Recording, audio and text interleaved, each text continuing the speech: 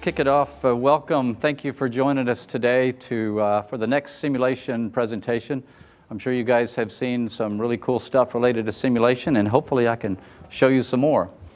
I want to welcome all those joining us on the live stream. It's really cool to be able to be broadcast out on the web there, and a special shout out to, I have to do this, sorry, shout out to my family, my wife and kiddos, and my mom, so love you guys. I've been using these products, these simulation products, since the 1999 release, so quite a bit of experience seeing these products grow through the years. My name's Kurt Curtin. I'm a product manager for computer-aided technology. Happy to be with you here today, and we're going to talk about simulation once again. So I know there's a lot of good experience in the room here. I took a poll a little earlier. A lot of the folks in the attendance are regular sim users, so that's great to see that. So my presentation is going to be more of a kind of a show you some stuff that you may have missed. It won't be a training style kind of a thing. So I'll move pretty fast, but if you have any questions about anything that you saw along the way, don't hesitate to come and talk to me afterwards. I'd be happy to share my knowledge with you. We've got lots to cover, so let's get right into it. So, you know, the releases come through. We get a lot of extra material in the simulation products. We may have missed some of that stuff. You know, sometimes you're focused, you're dialed into your job, and the new releases come out, and next thing you know, you don't see half of the new stuff that comes out. And there's some really cool stuff. So my objective is to introduce you to that stuff if you haven't seen it. Encourage you to use it and hopefully build some confidence level there for you. So, and if along the way, if that tagline comes to mind, I didn't know we could do that, then just shout it out. I'd love to hear it, and it'll make me very happy. So we'll keep it light, and like I say, it'll move pretty fast. So hold on, here we go. A little bit of background on me. I got a mechanical engineering degree from Texas Tech University, dreamed of working in the aerospace industry, was able to do that, started working for Lockheed in the Houston area for a contractor at Johnson Space Center, worked on payload integration work, did a lot of analysis related to payloads. You see the payload here, it's called the large format camera. This is pre-digital camera. This is a high resolution camera. The camera and the Starfield cameras that were associated with it and the other hardware weighed about 3,400 pounds. So that structure's cantilevered off of that main payload carrier back there, and so we had to do some analysis on that. I was able to work with a senior engineer working in finite elements for the first time right out of college, and it was just a thrilling experience. Mr. Alder from the Kickstarter, one of the Kickstarter founders yesterday at the keynote, had a phrase, and it really struck home. It said, "Our history kind of informs our future." I think that was the gist of the quote. And that really struck with me because, you know, my first experiences with finite element analysis with the aerospace have stuck with me, and it's a passion of mine, and it has carried through. So payload work, payload integration, this was in the mid-'80s, and if you may recall, in January of '86, we had the tragic loss of the Challenger 7. So 6 months into it, I'm working on these payloads, and now Challenger happens. We lost some brave astronauts, and things related to payload work were cut off abruptly and on hold for about 3 years. So very unfortunate there. The good thing is that the space station work was ramping up. We were starting the process of understanding how to build up the space station and what we're going to do to bring those two together, the shuttle, the orbiter, and the space station. So there again, I'm jumping into some more simulation here now with docking the two vehicles and studying things like plume impingement and closing velocities and making sure that those two can come together safely. A little side story about that. We would work in this simulator. It was an on-orbit simulator. It simulated the aft part of the crew compartment where they controlled everything on orbit, and had the privilege of working with a lot of really cool astronauts and some other aerospace leaders, and one of those guys was John Young. Does anybody know who John Young is? Raise your hand if you're familiar with who John Young is. We have one up here. John Young was probably, I think it was in, maybe you can correct me if I'm wrong, I think he was in the second astronaut school, the second group of astronauts. He flew on 2 Gemini missions. They studied how to get vehicles docked together in Earth orbit. 2 Apollo missions. He went to the moon and studied, understood, and worked through docking there. Went back a second time and actually walked on the moon. He also flew 2 shuttle missions. So he's probably had the biggest, I think he had the longest career in aerospace as an astronaut, and has done some really amazing things. He flew the inaugural flight of the space shuttle itself. So we're in this room doing these docking simulations. I'm right out of college, 6 months out of college, and we're briefing these astronauts across a little desk that we're sitting across from them. They come in, we brief them, they go into the simulator, they do their thing, and we get data, we process the data, et cetera. Well, one day in walks Mr. John Young. So you can think about me feeling like a freshman basketball player and going to the gym and meeting Michael Jordan and teaching him how to drive the lane and make a dunk or something. It was a very overwhelming and very enjoyable experience working with them. Got a master's in mechanical also from Texas A&M University. Switched gears a little bit, went in the oil field. They say in the aerospace industry, it's got to fly, it's got to be light. In the oil field industry, all bets are off. If it doesn't work, put more steel in it, right? So total change there. Worked on some metal sealing applications for high pressure, high temperature oil well equipment. After that, landed up in the sunny Southwest in New Mexico, did some consulting work and some design and prototype build type work for companies related to the national laboratories there in New Mexico. Ended up with a reseller, and that's where I am today. I started in 2005 as a reseller focusing on simulation type products. And now I'm currently the product manager for computer-aided technology for simulation products. So anything sim, I can probably help you out. All right, so enough about me. Let's talk about you. Let's get some interaction here. I want to make sure everybody doesn't fall asleep. I know it's right after lunchtime. We're going to see some heads nodding. So a little poll for you. I want to see who's used simulation the longest, okay? I want to see if we can narrow that down. So if you've been using simulation 2020, who's using 2020 right now? Simulation products. Okay. Let's go back the previous year, 2019. Okay. And we're going to keep going back. If you are using or have used one of the older products, keep your hand up. So let's go 2018. Okay. 2017. Okay, great. Lots of veterans. Let's go back 2016. We're going to get it down to just a few here. We still have a few. All right. Did I say 2016? I think I did. 2015. Keep your hand up if you've used 2015. 14, 13, 12. All right, who we have? Okay, you guys don't count in the back. Sorry. We have one left. The last man standing there. Which release have you used? 2012. Anybody used a release older than 2012? A couple here. What have you used? I think it was probably like 2010, back when it was Cosmos Works. Or 2010. And what about you, sir? 2010? Okay, anybody have used an older release than that? Guys, come on up. I got a little something for you. You veteran users here. Thanks for indulging me in that. What's your name? Stephen Watt. Stephen? Yeah. Here you go. Thanks, sir. Adam. Adam? Yeah. A little duffel bag there for you. Thanks a lot. Appreciate it. Give them a hand, guys.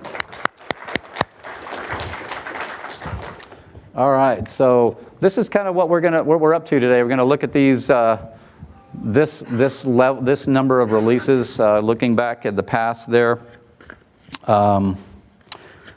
So here's where we're heading with it. I'm going to give you some numbers that are related to those releases, new stuff that's came up that you may have missed. I'll give you some numbers. We're engineering geeks here. We got to have a few bar charts and numbers, so we'll give you some of that. Then we'll jump into the software. I'm going to show you some highlights from those 3 products, and hopefully we can get you some new information that you weren't aware of. So by the numbers, let's look at by the numbers. Well, we're going to look at those 3 products: simulation, flow, and plastics. That's what we're going to focus on for the past 5 releases.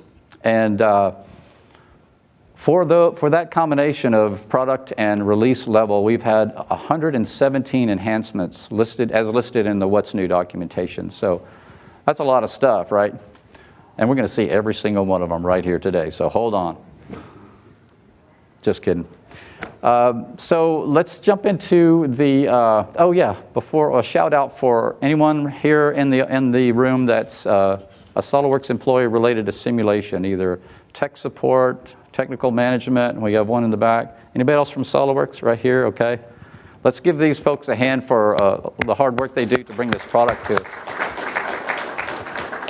We got some great tools that they've provided. So here's how I came up with the numbers I'm about to show you. I opened all the What's New PDF documents. If you go under the help file, there's a What's New. You can open these in all the releases that you've seen.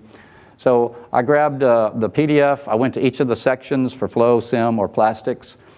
I grabbed all the bullets and I made up these categories on my own here, categories for grouping them, pulled the bullet points, put them in a big spreadsheet, and threw them all up into a pivot table, and here's how it ended up. So for the past 5 releases, you see a lot that came into play with 2017, and 2020 is really strong too, so a lot of stuff that's come along.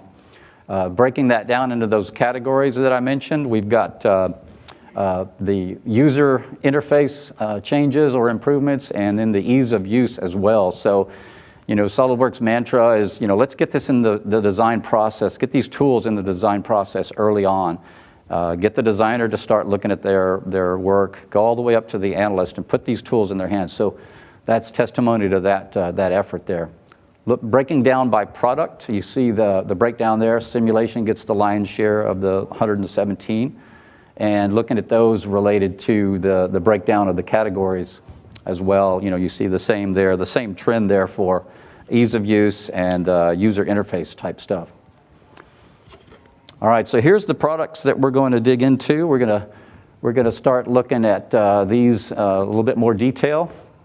And so I'll show you this plastic injection molding of an insert overmolded part. And we'll look at the flow simulation, a couple of different models there, and simulation, some good stuff in there as well. Jumping into plastics, without further ado, a little bit about the lineage, the history of the product, how it came into play for us, and then study management. I'm going to show you some screenshots of that, and then we'll jump into the program with some live demos. So the plastics product, it's our injection molding designed for manufacturing type simulation tool. The plastics tool came into the mix for us in 2012.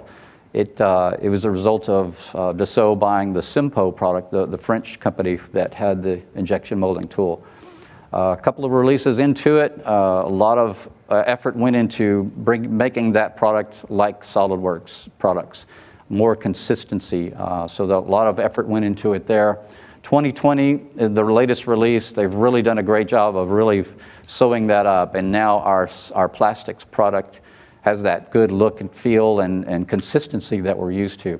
In fact, if you open a 2019 or older project from plastics with the newest release, you'll be able to view those results if you have them, but you won't be able to make changes. You have to start a new project. It's that new of an interface, and it's that much improved. So they had to kind of cut off the older ones, and you have to kind of start from scratch if you're going to open a legacy file in 2020. Study management is greatly improved. Who uses simulation here? FEA, simulation product, the FEA tool. Okay, we've got quite a few users. We've got that consistent interface there where we've got the study tab up there, the study icon in the command manager for simulation. We quickly pick that. We get the ability to name our study, pick the study type, and off we go. So that's a familiar thing. It's been with us for a long time. Flow simulation users, any flow sim users out there? Okay, good. Got a few of those. Flow simulation, same kind of thing. We've got a command manager tab. We've got a button for either starting a new project or using the wizard to get going. And if you're new to flow simulation, I highly recommend using the wizard. It's a very good interface for getting your project going, getting it started. So consistency between those two, but it hasn't been there for plastics until 2020. So new for 2020, the command manager has very good study management that we're used to for the other products. So Very, very strong consistency there. We start a new study, we name it, we pick the mesh type, off we go. So really good stuff there. The tutorials and help category, we now have tutorials in plastics. We didn't have them before, and that was a little bit frustrating. If you wanted to get started, you had to kind of, fumble through it, or when you're waiting on taking a class, you had to get help from your reseller or whatever. Now you can get started with operations from basic filling all the way to the cooling and warpage calculations. So there's 9 tutorials there. Help files are greatly expanded. We can pick on that link for the little question mark when you're working with the program. You get right into the help file, and it's been greatly expanded. All right, so let's jump into the cool stuff. Let's see it in action. And you'll notice that these categories here are, these releases are 2019 and 2020, so that's kind of a reflection of what I was just saying about, the interface has really changed. It's made much more consistent, but so the stuff that has afforded that has come in the last 2 releases. So let me jump into SOLIDWORKS here, and here's our injection molded part. It's an insert over molded part. That's a capability that we have with our professional line of plastics, I believe. That's when it comes into play. And so, we've got a multi-body part here, if you're familiar with multi-bodies. We've got 3 bodies in here that represent the runner and sprue, the part itself, and then the insert.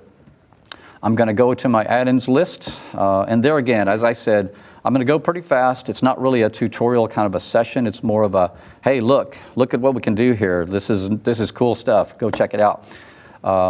Plastics Command Manager tab, there's our new study button that I mentioned. I'm going to keep my default name and just roll on with it. So the big change, if you've used, and I forgot to ask, who's a plastics simulation or a plastics user, SOLIDWORKS Plastics? Do we have any in the house here? Any plastics users? Hope to be. Does that count? What was that? Hope to be. Hope to be, good. Okay, that counts too. If you had used the previous releases, this interface is greatly improved and streamlined to where you can really get things done in an orderly fashion without a lot of steps along the way. So the plastic domains, the domains node, what they call it here, I can assign nodes here. So nodes are just, what part of this problem am I setting up? So this one is the insert body, and I'll just designate that to the program. And here's my cavity, here's my runner. Pretty straightforward. Now that's all assigned. I can do a virtual mold here. I get a consistent look and feel with our flow simulation computational domain. I can resize that on the fly with a drag and drop. Really easy. And then the last thing, if I'm going to do a full cooling analysis, I would go into the cooling channel definition. I've got sketches down here for that. Just give some reasonable sizes here, and off we go with that. I'll assign that sketch. That's good. Let's go ahead and pick the second one here below, assign it, and off there it is. So we've got our cooling channel, and it's talking about updating the virtual mold. That's fine. It's prompting me for something that I need to pay attention to, so I'm going to read those messages that come up on the screen. I tell everybody in my training classes, when you see an error message or some kind of warning message, don't just dismiss it. It's easy to do, and especially if you're a little bit frustrated at that point. So don't dismiss them right away, just read them and act on it. It's usually going to give you some good information. Basically, then we just go down the tree here and set up boundary conditions, for fill settings and stuff like that.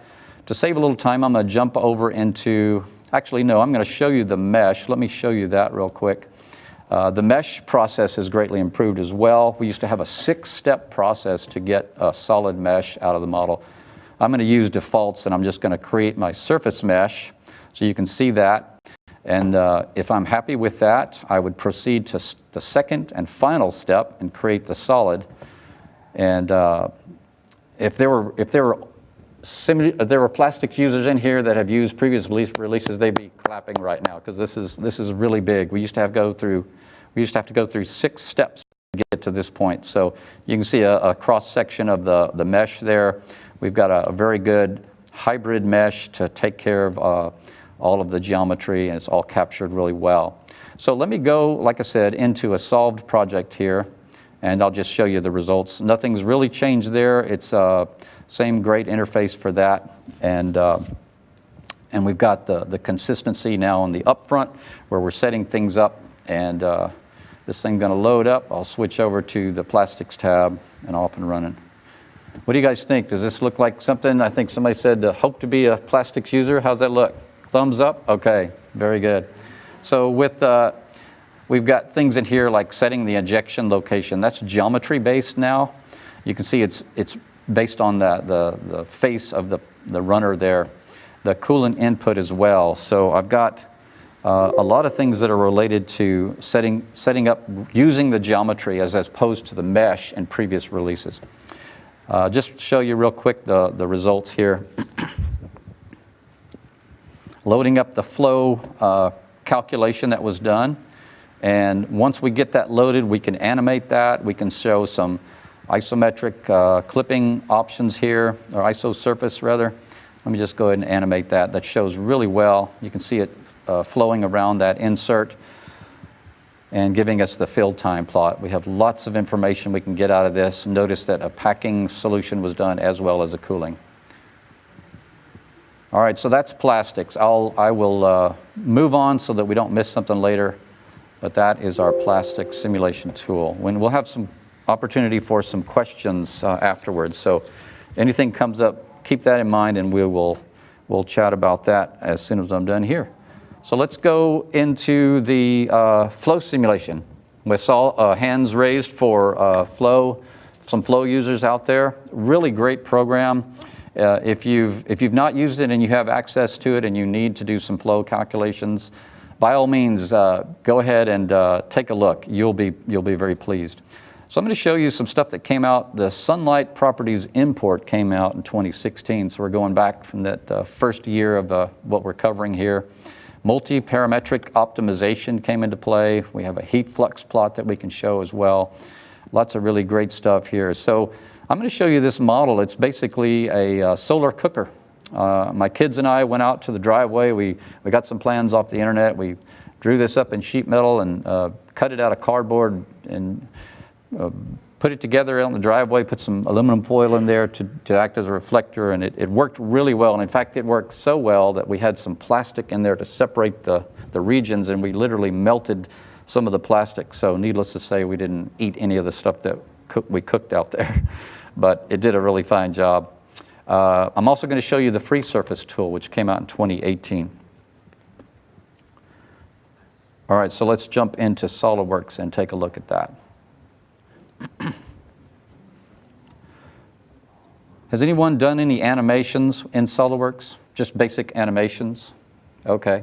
If you weren't aware, we can animate the shadows that we get. You know, we can turn on real view graphics, we can turn on shadows, and this has sunlight that's been turned on.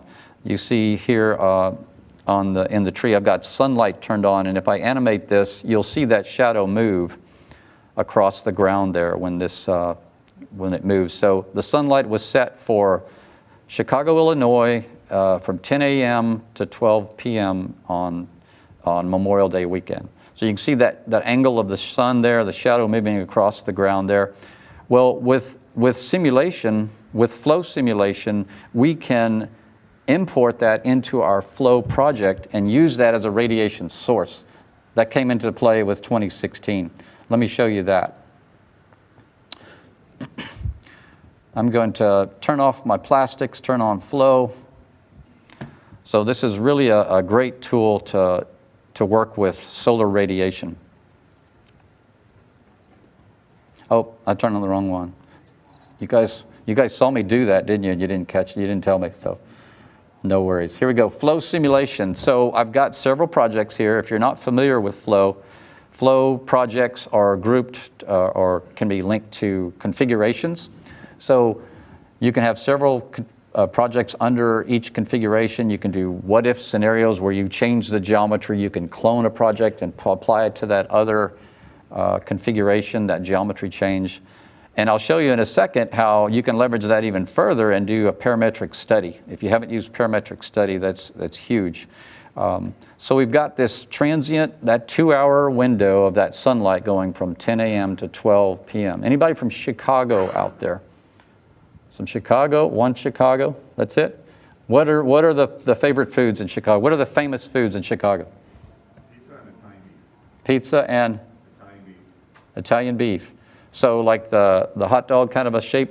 Yep. Yep. So what we're going to do is we're going to cook some Italian beef here with flow simulation. If you look at the cross-sectional view here, I've got a simulated rack of Italian beef for you, just for you, Sean.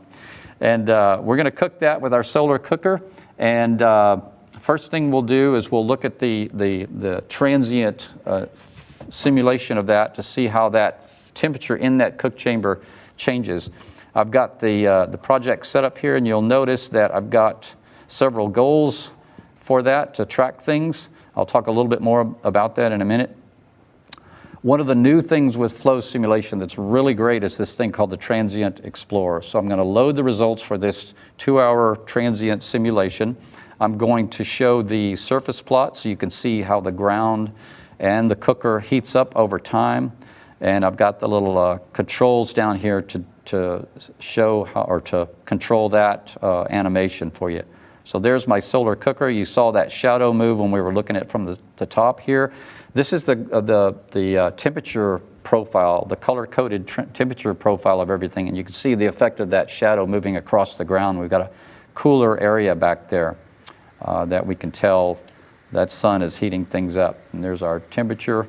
Now, you know, I told you if you see something that you hadn't seen before, feel free to blurt out, I didn't know that. I didn't know we could do that. Well, I almost did that in a presentation yesterday. I was with Joe Galliera. He's affectionately known as Flow Joe. He works for SOLIDWORKS.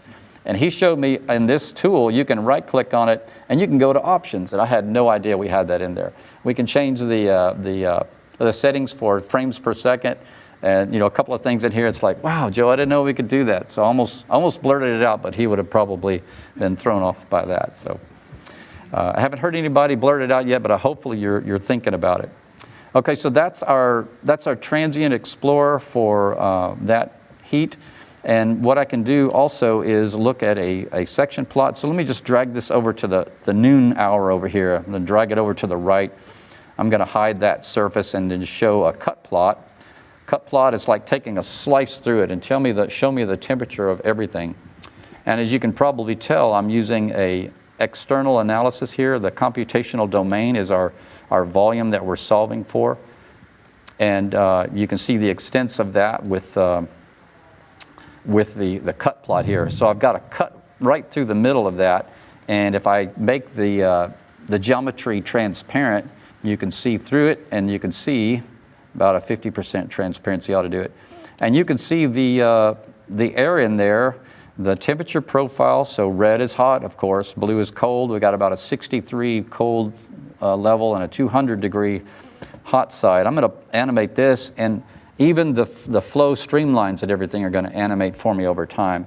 And you can tell that the angle of the sun is coming in from here, left to right from the top, and you can see the backside of this box being heated up significantly. And recirculation in there. I've got two separate chambers. The cook chamber is isolated from the top chamber.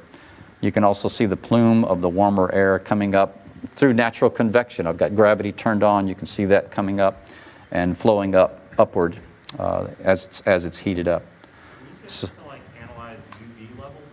Like, can you change the frequency of the light that's being radiated from the sun? We can work with the spectrum, yes. It's going to require, I believe, and I'll verify it afterwards, but we can, I think it requires our HVAC module, add-on module, to be able to do that, but I'm pretty sure, and I'll verify that for you. The question was, can we change the frequency of the spectrum of the solar input? And yeah, I believe that's going to be the case for our HVAC add-on module. There's two modules that you can add onto the basic program. The basic program is very complete. HVAC gives you things related to heating, ventilation, and cooling. And electronics cooling gives you extra functionality related to cooling electronics, as you might imagine. All right, so let's see. Let me show you just how some of this stuff comes into play. We've got the Transient Explorer has to be turned on in case you want to do this. Go into your calculation control options. The Transient Explorer needs to be turned on here in the lower part of that window. Basically, you want to save specific data more frequently with this Transient Explorer, so you get these good animations. The rest of the saving is done up here for the full solution on a periodic basis. So that's the Transient Explorer. Another thing that came into play within these last few releases that I'm mentioning, nested iterations. So a transient study, as you can imagine, is going to take a long time, especially if you have a small time step. The nested iterations allows you to set up a slightly larger time step, and you'll see that here. You can have a larger time step. Nested iterations does some internal manipulations of that and allows you to progress through the solution with that very coarse time step. So it's a super powerful functionality that has come in recently as well.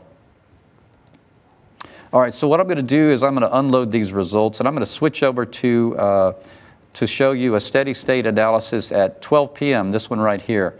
So this is at high noon in Chicago. We're going to cook our Italian beef and in our solar cooker. And I'm going to introduce to you this design of experiments method to do some parametric studying. This is basically the same study that I had before. I've locked the sunlight input at 12 noon, and I'm solving steady state, right? Well, what I've done is I've gone into a parametric study that allows me to change a couple of variables and come up with the optimum of those variables to get the hottest temperature in there.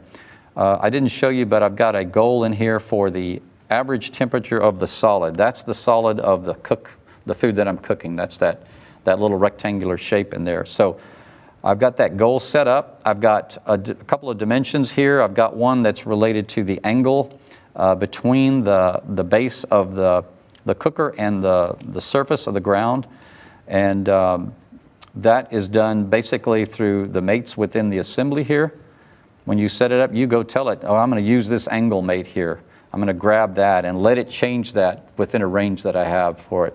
The other one I have here, this lower dimension, is the height, or the height of the cook chamber. I'm going to let that vary between 8 and 12 inches. Maybe there's some sweet spot in there with the height of that will allow me to get the optimal temperature. And maybe combined with that, there's the angle of that base to the horizontal that would allow me to get the best heat up. So with the next tab here, you'll see is the output parameters. That's our goal of that maximum temperature that I'm monitoring. And then the scenario. I've got this method uses, like I said, design of experiments. So I give it those two variables and the range that it can change. I tell it to go ahead and create 10 scenarios, and that's what you see here. I've got the 2 dimensions that it can change. It came up with these 10. I ran those, all 10 of those, and at this point I'm ready for it to tell me what the optimum angle and height of that box is. Now you might think 10 of these I'm going to solve for. That's a lot of stuff to solve. That's a lot of time, right? Well, don't forget that flow simulation has the ability to specify multiple solutions at the same time. I can do 2 solutions at the same time. I just tell it how many cores of my processor I can use.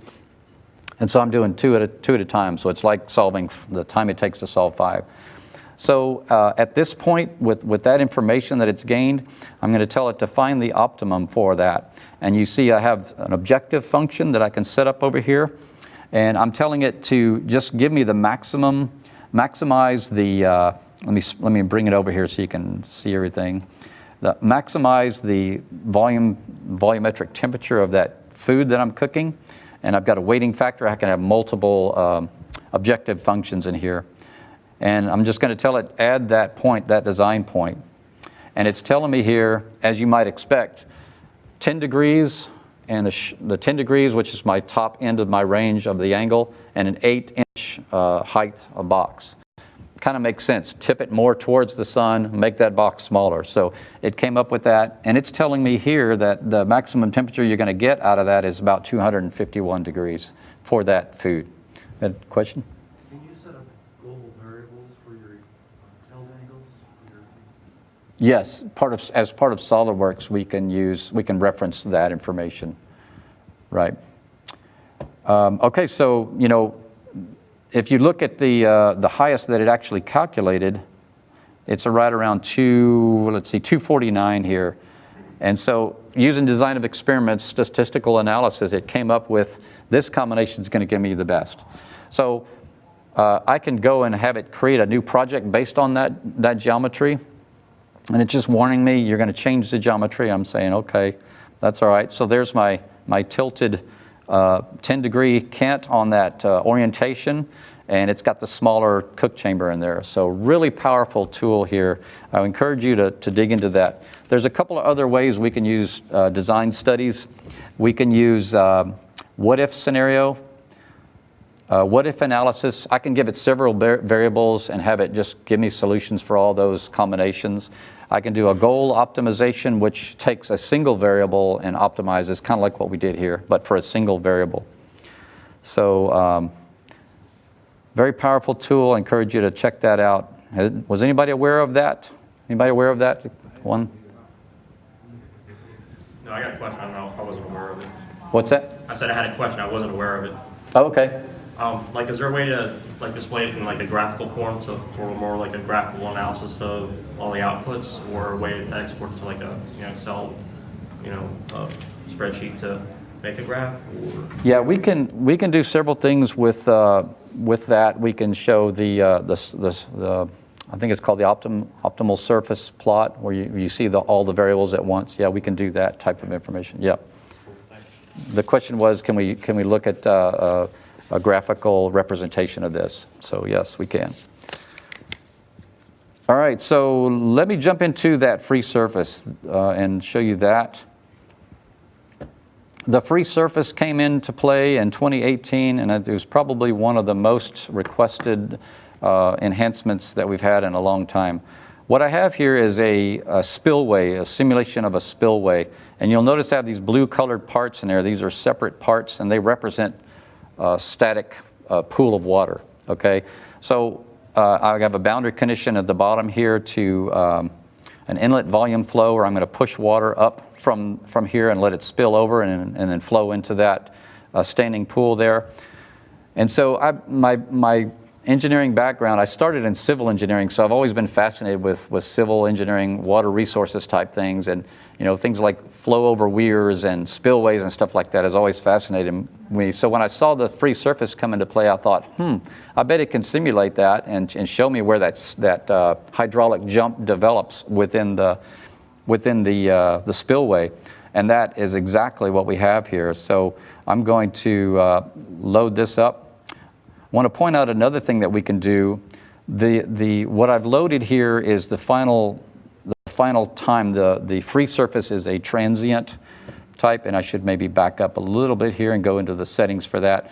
When you turn on free surface here, you'll notice that it is a time-dependent type of analysis. It has to develop over time. We've also got gravity turned on here.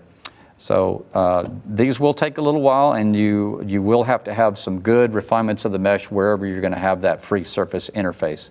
It's using the volume of fluids method to come up with where that free surface is. But it's super powerful. So let me show you the ISO surface. And here we are with the final time step here, 10 seconds of flow. And you see we've got the hydraulic jump there with that standing wave. You can see where it's spilled over the other side down here. And I have a cut plot in here that shows the volume fraction of water. That's probably the best parameter to show that layer, that interface, I should say. And you can see that thin layer as it goes down the spillway, and then we're using that, or the natural phenomena is to use the turbulence to dissipate the energy of that fast-moving flow, encountering a more stagnant flow. So a very powerful tool there.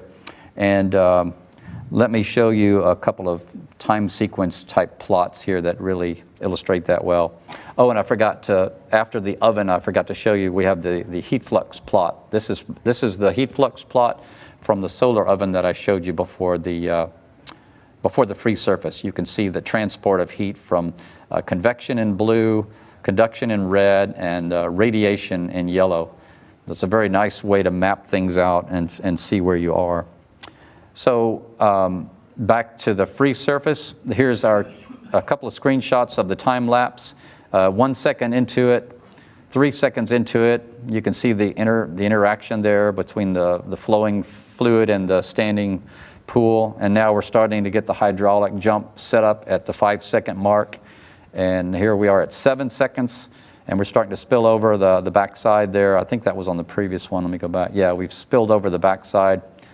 Back to 7 seconds, and you'll notice when I go to 9 seconds, doesn't change much. That standing wave has been established. So really cool, I think, to do things with where you have a free surface involved. So this could apply to tank filling and emptying, any type of an interface like that, and as well as, I haven't done it yet, but some people have used this to study boats as they move along in the water with the wave that gets developed, the wake and everything. So super powerful tool there. Let's jump into simulation, finite element analysis. I think we're doing pretty good on time here. Simulation evaluator is new for 2020. It's a nice new utility to help organize your study and make sure you've got things set up even before you kick it off. And then we'll jump in and I'll show you some things related to the stress hotspot detector that came out in 2017 and a singularity check on 2018. I'll also show you I'll give you a brief look at the topology study that came into play with 2018. So a lot of applications for this with the 3D printing, especially now that we have the metal 3D printing. I've got this bicycle crank arm that I could print in metal and actually literally use. And this is leveraging the Dassault Simulia technology for topology. And then I want to go back one release. I'm going to show you some new old stuff. So 2015, we had a really nice new feature. I'll save that as a surprise. Simulation evaluator, new for 2020. We basically get 3 different things that we check. You can run this before you start your study and before you run into any issues. It checks for where the results files are, where they're going, do you have enough space there, stuff like that. Have your materials been applied to everything? Is your mesh volume good and comparable to the actual part volume? When I started this crank study, I solved it in another location, moved it, opened it up, and the program couldn't find the CWR results file. Little bonus question, who knows what CWR stands for? And Bill, you cannot answer, sorry. CWR. What did I hear someone? Cosmos Works results. Cosmos Works results, very good, yes. We have some of the vintage naming still in the program. Cosmos was the program that was developed back in 1982, I believe, as a standalone, 1981? Okay, thank you, Bill. 1981, Structural Research and Analysis Corp developed a very powerful standalone tool called Cosmos. SOLIDWORKS bought it, and I can't remember the year, 2002 or so, and called it Cosmos Works to go with SOLIDWORKS for all things finite element analysis. So there's some long history with this program. So, you know, the program can't find it, it needs it if you're going to be able to reference your results. I moved it to this folder here, this subfolder. I like to keep things kind of tidy. And so, well, I'm just going to, in this evaluator, I can pick the link to go edit the properties and change that. I've done that, I've moved it, it comes back, it says, yep, I found it. Let's go ahead and validate it. Click there to validate. Next thing you know, it gives us the green check mark. Thumbs up, we're good to go with results. So that's the simulation evaluator. Nice little utility. Let's jump into the program now and talk about all things finite element analysis. I'll go into my crank here. I'm a cyclist. Any other cyclists in the audience? Okay, great. Thank you. I do road and mountain bike cycling, and you'll notice this is a clip-in type pedal. And who's ridden with a clip-in pedal before? Okay, those of you that did you crash it the first couple of times riding? Yes? No? Okay, good. Most, yeah, you're pretty good. Most people crash the first time you ride it because you not realize you're strapped in, and you come to a stop sign and you stop, of course. And then what happens when you stop on a bicycle? You got to put your foot down. And I've embarrassed myself a couple of times learning to use these clip-in pedals. Let's just leave it at that. This is a assembly. We're an assembly file. We're going to look at a simulation of this. And I know that bicycle pedal is an off-the-shelf item. It's been fully analyzed. It's strong enough to hold whatever. I don't need to use it in my analysis. So what I'm going to do is I'm going to leverage the configurations, and I'm going to switch to a configuration that doesn't have it. And I'm going to replace that with a remote load. You see this icon out here. This is a remote load that represents my full downstroke at 175 pounds on that, when that crank is at this horizontal position. It's positioned out there at the center of the application of that from the cyclist. I've got the chain rings restrained up here to keep things locked in, simulating that we're pulling on that chain. And I've got some other restraints in here to stabilize the model. So this is my static study of an assembly. And I showed you the simulation evaluator. You access it from within the right-click menu here. You can get to that really quickly and run that. And then you've got the ability to also do things in here like collapse the tree as you know, one of the new things, it would get kind of cluttered as you're working through your studies, and when you collapse a folder and then you pick on a part, the folder expands again. So if you do that enough, you're working with the model, you want to collapse that quickly. For 2020, you can just hit Shift-C and everything's nice, collapsed, tidy for you. So that's pretty neat. Our remote load that I've applied there, if I edit that, you'll notice one of the other new things. Has anyone used remote load before? Show of hands? Okay, so a few of you. The new thing about that for this release is that now, like other things like pins and bolts, we can do a distributed connection type as opposed to the connection being fully rigidified from the result from putting this on that face. Now I can use this distributed connection to make it even more realistic for us. So. Hey, thank you very much. I didn't know we could do that. I heard it. That's awesome. Thank you. Did I already give you a prize? Someone said it behind me at the same time.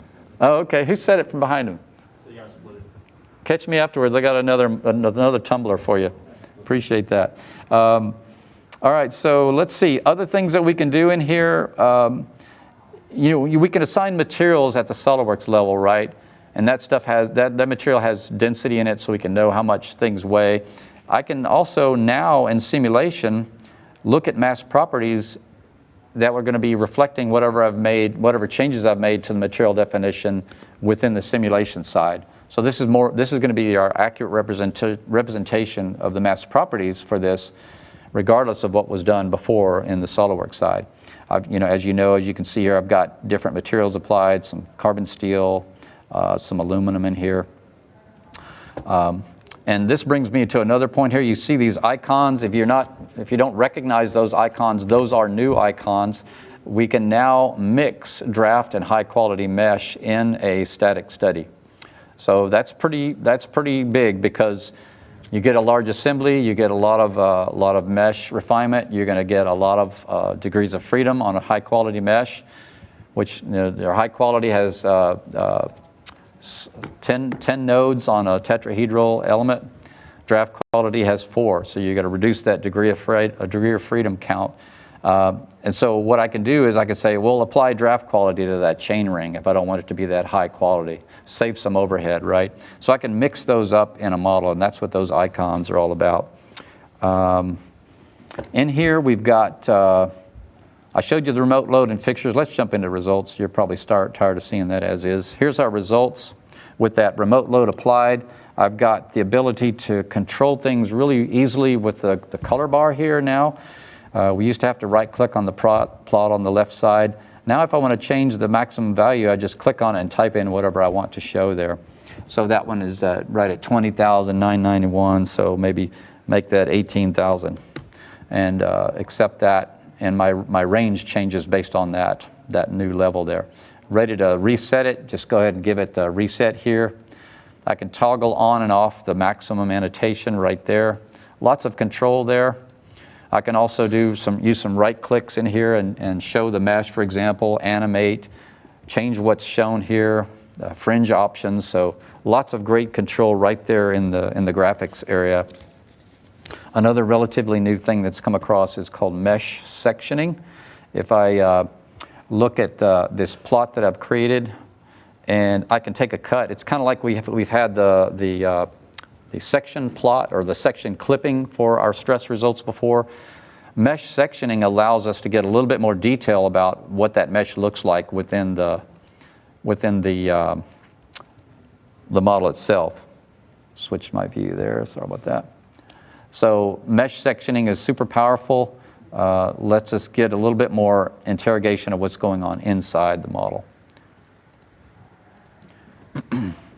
All right, let's move on to the hotspot detection. So I've got a nice model that shows that here. So stress hotspot is looking for irregular patterns or irregular change in the pattern of our stress field within the model.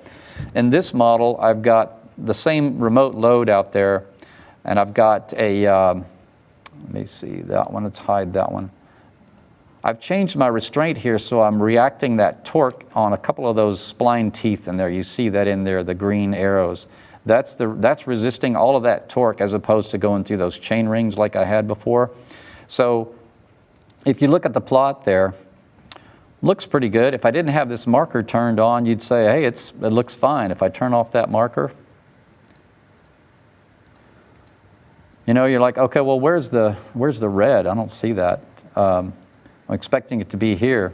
Well, if you look closely in this area, it's got a fairly poorly shaped element there, and it's got an area where it's suspect as far as being a real stress.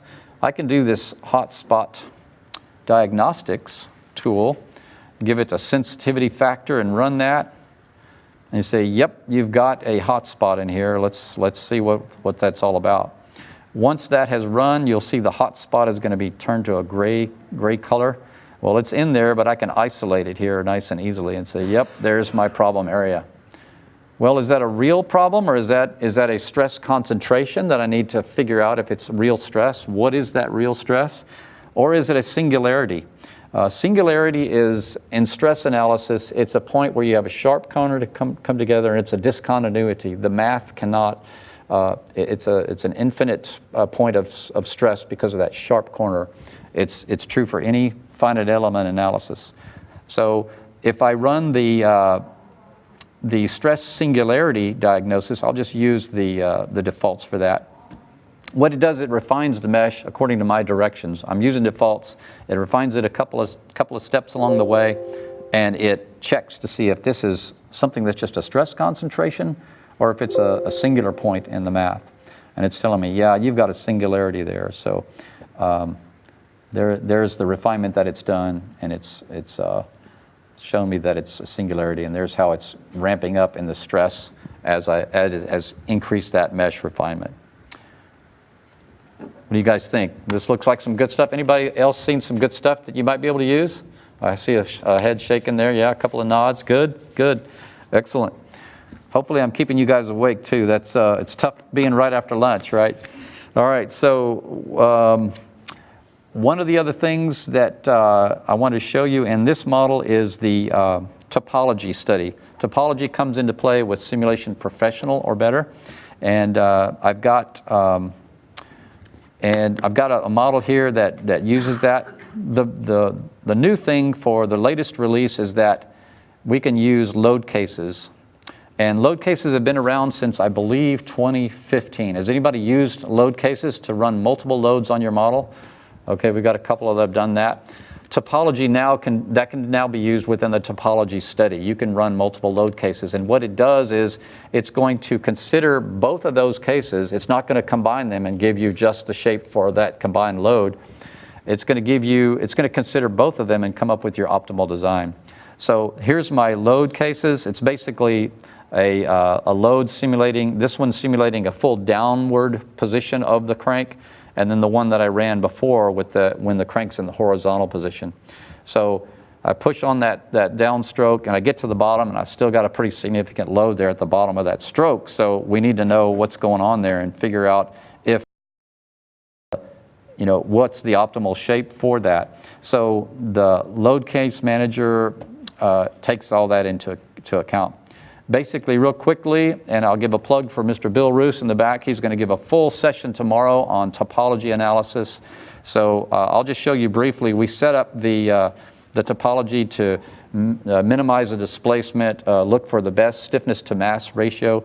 In my case, what I've done is I've told the program to minimize the displacement of this point, this vertex right here. I don't want to see that twisting or bending on me too much. I want to keep that as stiff as possible so I get that force going into the crank, that downstroke on the crank. Check out Bill's presentation tomorrow to get the full-blown show there, and I'm going to show you what it came up with for that combined load. This is a kind of a funny looking plot if you've never used it. It's basically I've got to keep this much mesh, or I can get rid of some of this much mesh. That's basically what you're looking at here. The yellow is stuff you got to have if you want this to be able to handle these loads. And I can remove some of the material over here if I want to minimize it. I've got another simpler model. Let me jump over to that. Let me show you some screenshots from a simple model that it shows it very clearly. If you look at this one, you'll see the outline of a basic block here. I just drew a random block, and I put a couple of holes in it, and I fixed this bottom hole here. As you see all along the way, these are all fixed to the bottom. And this one, on the left, I've got a horizontal load, and then on the middle, I've got a vertical load, and in the right, I've got both of those loads combined and the optimization results for that. So you can see if I overlay the horizontal and the vertical, I'm not going to get this optimized load. It's taking them into consideration. It's not just mapping them one over the other. So it's doing some pretty powerful calculation to come up with that for you in the background. All right, so last thing I want to show you in simulation is, there's Bill's plug. Catch him tomorrow, 1:30 p.m., topology. Bonus stuff, new old stuff. If I showed you this tree on the left here, if I show you this tree on the left, would you believe that I created that animation that you see on the right? All in favor, raise your hand. 1, 2. Oh, we got a couple. Well, I did. I created this stress animation from this part here. This empty part has no solid or surface geometry in it.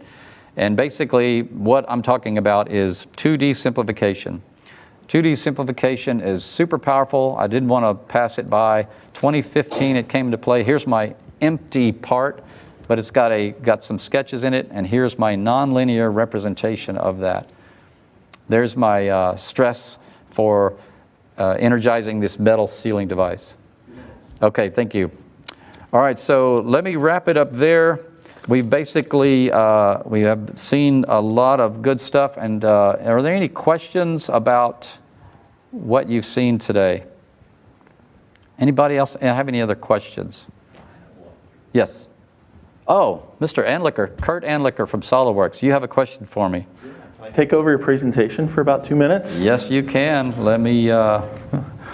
Awesome. In case you missed it, we've been talking about this since Monday morning in general session, and our goal is to pop in on sessions like this and show you some new functionality that's coming soon. Soon probably means the next release. It's a technology preview. So we've done a few of these already. So yesterday, we did sheet metal and assemblies. Earlier today, we did one on the user interface. All of these you can go watch. They're on SolidWorks Live, live.solidworks.com. Check them out there. It's a great content, great information. So let's take a look at some simulation stuff that's coming. So I think everybody in the room agrees we want high accuracy results as fast as we can get them, right?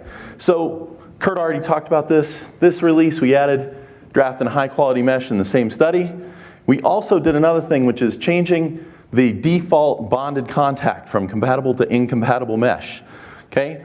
We did this because we worked collaboratively. Actually, it's all one simulation team, right, Lavi? It's all one simulation development team. We did that because we worked with Simulia so we can get better results from incompatible mesh.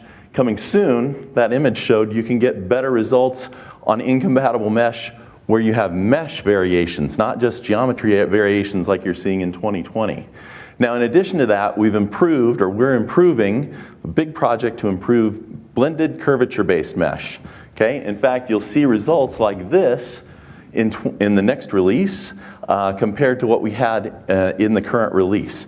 So this is almost a 50% improvement in the performance in mesh. That also relates to a pretty significant performance increase in getting your results. Hopefully you're paying attention to the chart on the upper right as well, because what good are faster results, Kurt, if they're not accurate? Absolutely. They're not worth anything. So of course they have to be accurate. As you would expect, they're doing a lot of work to ensure you get very accurate results, very good quality with incompatible bonding on your mesh studies using this new technology with blended curvature-based mesh. So stay tuned for that. Stay tuned for the beta program this summer. If you missed anything on this session, the whole session has been recorded, so you can check all of that out on live.solidworks.com. That's all I have. Have a great show, and please finish watching Kurt's presentation. Thank you, Kurt. Appreciate that information.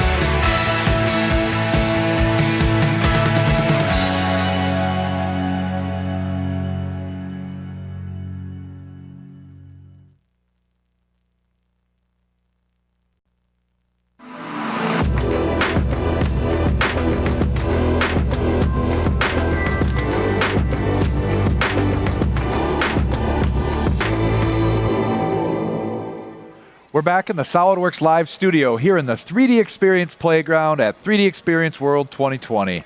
I want to thank the folks at the breakout session we just saw, all the great simulation capability in SolidWorks, as well as Kurt Anzliker got a chance to show us some sneak peek capabilities.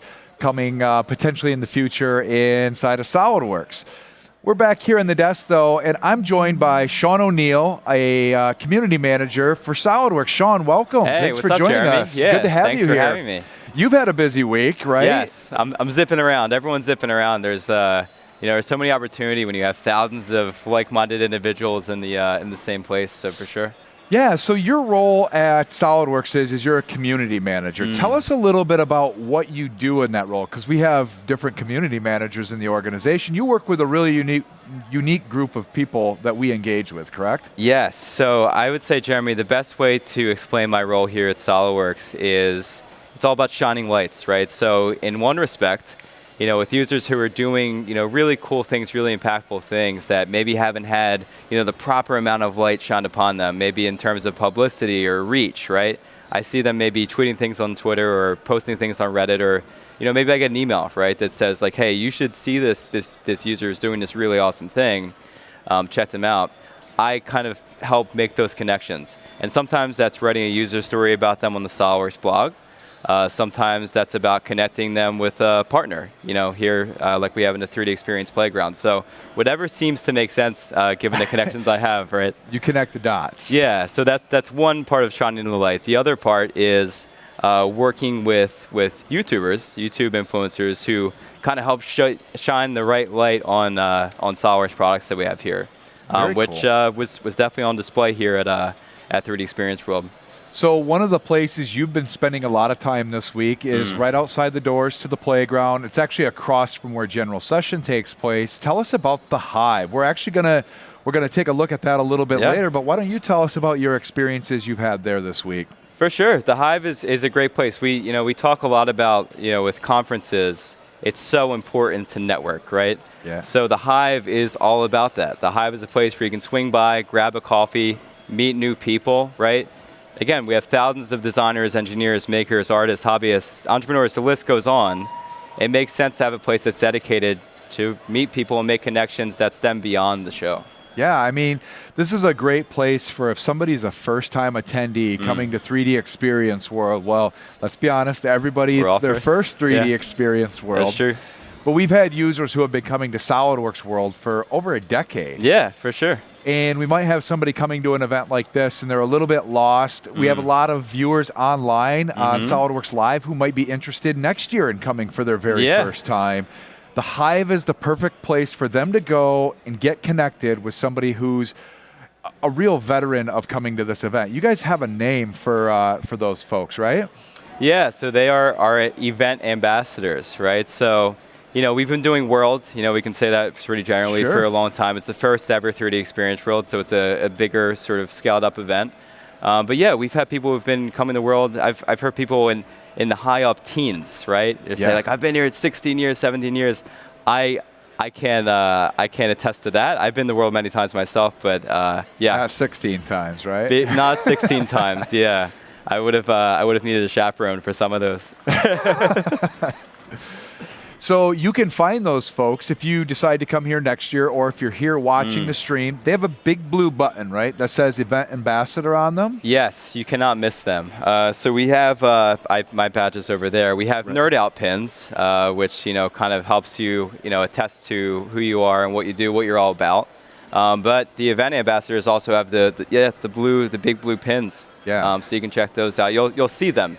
In fact, I see some out in the audience right now. Yeah, I mean, so if you're walking around, you're lost, or you're wondering what's the next cool thing that I should be doing, that pin is a great thing to look for. Those people are here to help you and kind of guide you through this amazing experience that we're having here. Exactly. We look around the playground. There's so many cool things. The CNC machines, the printers, the other solution partners, all the sessions. Right? We have. Oh, there's just too much to do. I don't know if you could ever come to 3D Experience World and get to see everything that's happening. Yep.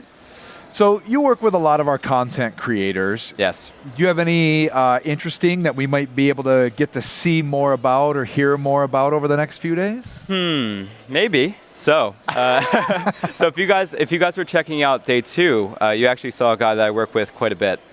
So Brad Thompson of Impact Props, you might have saw. We had him on here as well Master earlier. Chief. Yeah, exactly. So actually, if you go go to solidworks.com/Brad, you'll see the video he published live on stage that shows a lot of 3D Sculptor and 3D Creator, full Iron Man concept helmet that was made on the platform.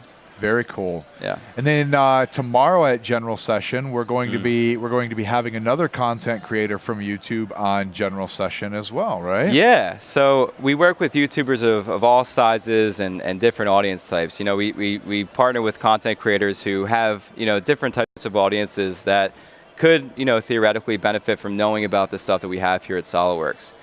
So one of the individuals that you mentioned, day 3, Eric Haddad, we partnered with him on making RC airplanes. So some of that stuff, it's a mix of SolidWorks 3D CAD on the desktop side and 3D Sculptor for some of the wingtip stuff. Yep. But you'll have that live on stage. So you'll get to see the actual huge RC airplane. Yeah. But yeah, definitely check that out. If you want to get primed, we're actually going to have him here on SolidWorks Live tomorrow.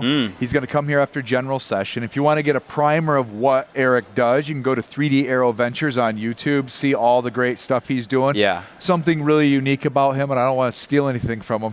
He's really involved doing projects with his son, which I find to be really interesting. So. Yeah, so that was the first video that we sponsored. It was him, you know, basically going through a foam glider and making it RC with his son. So the story, you'll hear all about this on day 3, like you said. Make sure to tune in tomorrow. Not spoil too much, but yeah, there's a long lineage of working on this stuff in the Haddad family. Absolutely. Yeah. So, you know, we're wrapping up here towards the end of the day, and there's a reason for that. We have exciting stuff going on this evening, and all of us get to participate. Are you going to the bash that they have tonight out on Broadway? I mean, I'm a community manager. I have to go to the bash on Broadway, right? But I'm very much looking forward to it, right? Like everyone is. Yeah, absolutely. So we learn a ton, right? But at night we have fun too. So we have the best of both worlds. For sure. And, you know, for those watching at home, unfortunately, this is the one thing at 3D Experience World that you can't participate with online. And I encourage you next year to come to 3D Experience World so that, you know, every Tuesday night, we have a great event. It's a lot of socializing with old friends and new friends, like folks we would meet at the Hive. For sure. And it's a great networking opportunity as well. So, cool. Yep. Sean, so I want to thank you so much for coming out here and closing this out with me. We've had an amazing long day. We have one more day left ahead of us here. Tomorrow, we're going to have tons more content starting again 8 a.m. Central Time on YouTube, Facebook, LinkedIn, Instagram, and live.solidworks.com.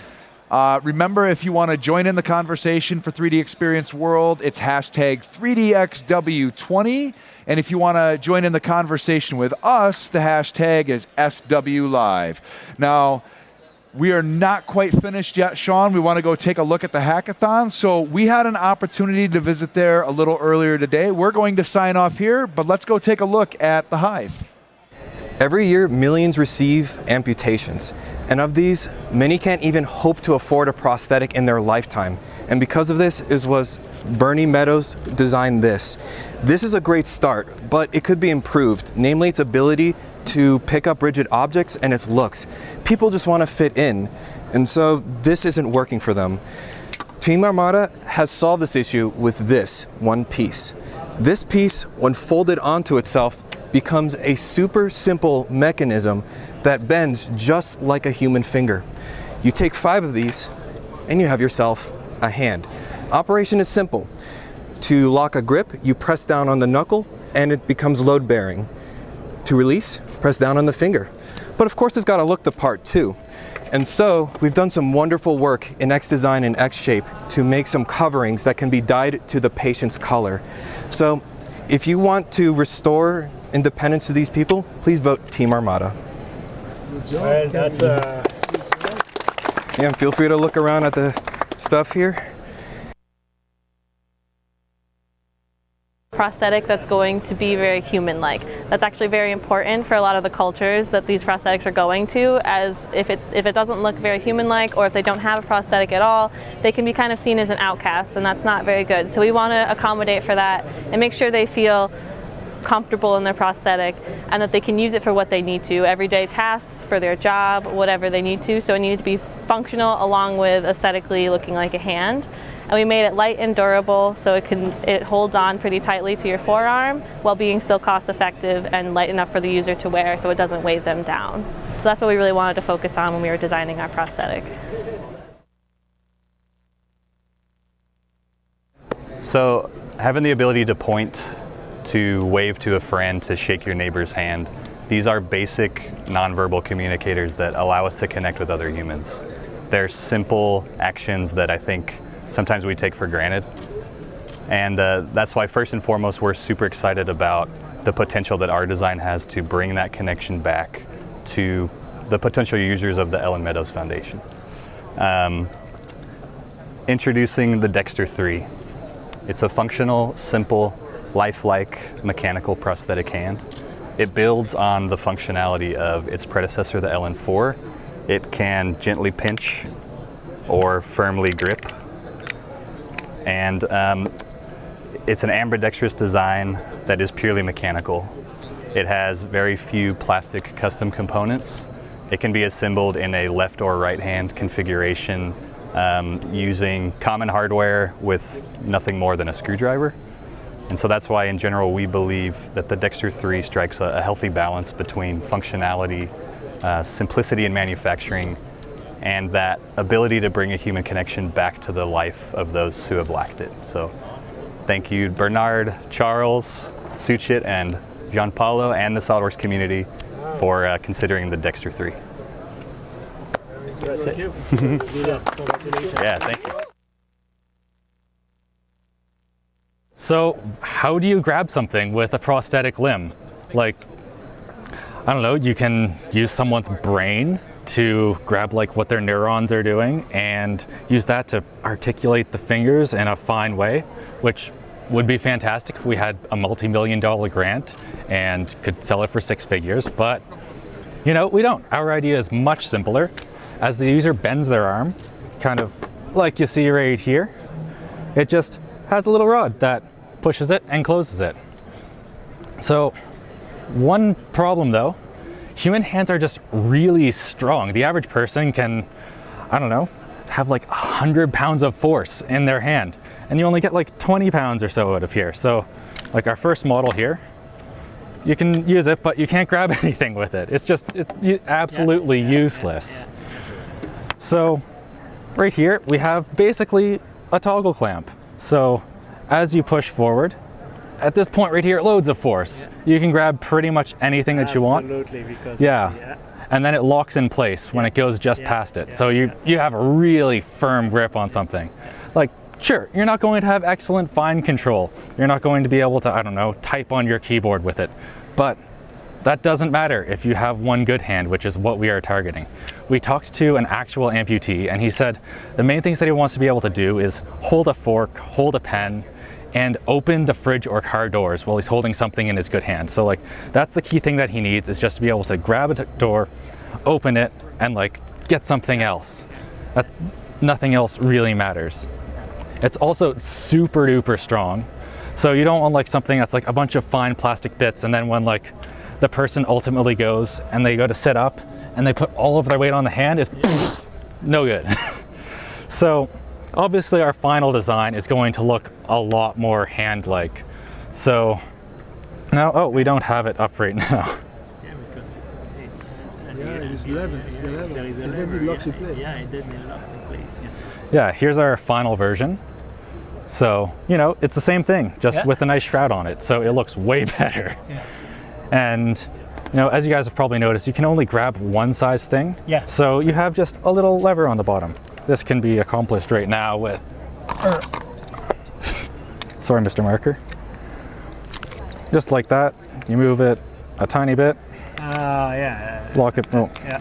I should not have used an adjustable wrench for this. Lock it back up, and now the toggle point, it's way bigger. You can grab something that's more reasonable sized. So that's basically the pitch. Very good, very good. Everyone deserves a hand, and the fabulous innovators with vibrant energy of Team 5 hope to deliver with their follow-on to the LN4. Imagine the most evolved vision of a purely mechanical prosthetic hand. It would look like a real hand. It would have 4 digits, with 4 fingers with an opposable thumb. It would feel like a real hand. It would have soft areas, pliables to gently grip onto objects. It would move like a real hand. Will have multiple motion of the digits and a full range. It would be able to lock onto an object, to grab onto it and hold it comfortably. It would attach to the user's limb quickly and comfortably, and also be adjustable to their specific shape. And of course, it would have to be very low cost, easy to assemble, and quick to service by easily replacing the digits. Using X Design and 3D Experience platform, we developed a number of concepts to evolve those visions and become reality. With a diverse group of individuals spread throughout the world, we used the platform to share ideas, sketches, and models. And then we took all those ideas, put them into prototypes to validate fundamentals of our design, leading to what you see here today. So please come see our full presentation so we can go through all the details and show you the path and the journey that we took.